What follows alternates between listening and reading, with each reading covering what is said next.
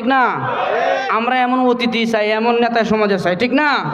যেই নেতা কোরআনের পক্ষে থাকবে, যেই নেতা হাদিসের পক্ষে থাকবে, আলেমের পক্ষে থাকবে, এমন নেতাই চাই যারা আলেমদেরকে ধরে ধরে রমজান মাসে জেলে মরে এমন স্বৈরাচার নেতা আমরা আর চাই না, ঠিক কি না বলেন?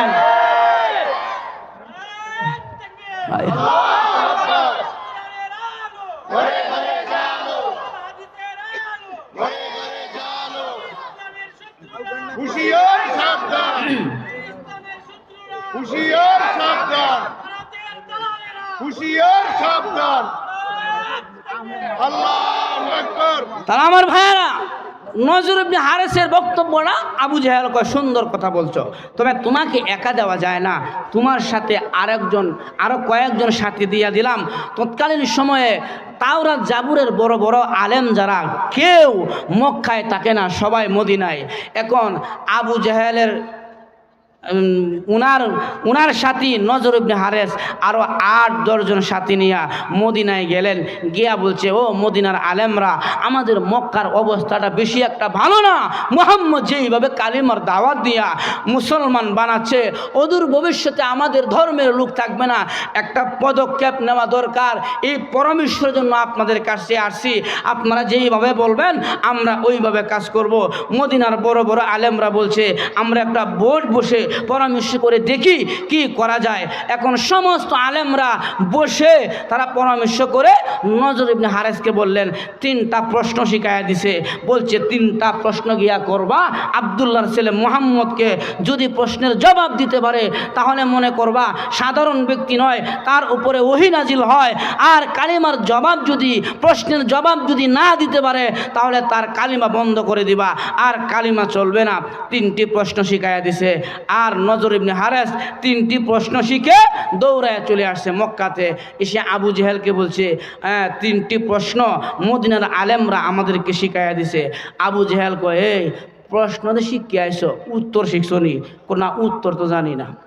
আবু জাহেল কয়, দুর্গাদা, উত্তর জানতে হইব, কারণ যদি উল্টা বা আমাকে প্রশ্ন করে আর উত্তর জানা না থাকে তাহলে তো আমরা মুসিবতে পড়বো। কারণ প্রশ্ন করা সহজ কিন্তু উত্তর দেওয়া কঠিন।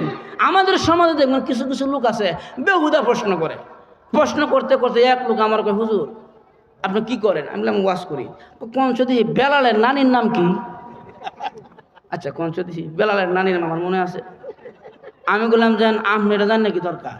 আপনি কোন যে হুজুর উজুর ফরজ কয়টা, গোসলের ফরজ কয়টা, তাই আমি ফরজ কয়টা? না, বেলালের নানির নাম কি? তো আমি বললাম কি, হে বেড়ি লয়ে আপনার কোনো লেনদেনের সম্পর্ক আছে? না, তাহলে আপনি এটা কি দরকার? এমন বেহুদা প্রশ্ন করে। বেশিরভাগ প্রশ্ন করে মাদ্রাসার গুলো আনবে। এক জানালা শিক্ষিত রাস্তা দিয়ে যাওয়ার পরে মাদ্রাসার গুলো আনা কিন্তু খুব চালাক। কই বরস, কই যে নূরের মধ্যে নাই পড়ি, কই না বললে কি বাংলা নাই, অঙ্ক নাই, ইংলিশ নাই, ভূগোল নাই, ইতিহাস নাই, এই নাই সেই নাই। এমন ছাত্র কয়, না আমাদের মাদ্রাসায় বাংলা, অঙ্ক, ইংলিশ, জেনারেল শিক্ষাও এখন জারি আছে, চালু আছে, আমরা এটিও পারি। হে বেটা, কই অঙ্ক আমার কি বুঝাইবে? আমি একজন বিয়েছি, আমার অঙ্ক বুঝাইবি?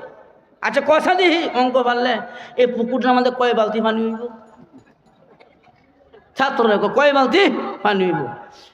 ছাত্র তো মাদ্রাসা করে, কয় চাচা আপনার বালতিটা কি পরিমাণ বড়? আপনার বালতিটা কি পরিমাণ বড়? বালতি যদি পুকুরের মতন বড় হয় তাহলে 1 বালতি হবে, যদি ছোট হয় তাহলে 2 বালতি হবে। আপনার বালতি ফালতে দেন আর গনতে দেন, আমি দেখি। কারণ কোরআনের সহমতে, কোরআনের সংস্রবে যারা যায় এদের মেধা শক্তি আল্লাহ তাআলা এমনিতেই ওয়াশ করে দেয়। দেখবেন 5 মাস যদি লেখাপড়া করে মাদ্রাসা, এই 5 মাস পরে যদি ছোট বাচ্চাটা বাড়িতে যাইয়া বাড়িতে দেখবেন বাঙ্গা লাইট, বাঙ্গা চূড়া, যত তার মার আছে সব কিছু একসাথে জমা করিয়া হ্যাঁ নিজে আলাদা লাইট বানাই লয়ে ঘুরতে দেয়। এই ব্রেন করতে পাইল ওই যে কোরআনের সাথে সম্পর্ক।